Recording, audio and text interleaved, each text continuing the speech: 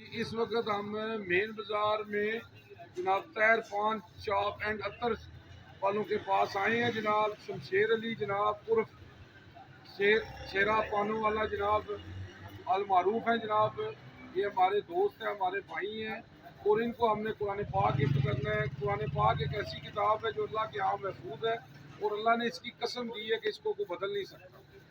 اگر ہم اس پر عمل کریں تو ہماری زندگی بدل سکتی ہے. میں کیا بیان کروں صلی اللہ علیہ وسلم کی شان میں. اللہ نے سب کچھ نازل کر دیا ہے قرآن میں.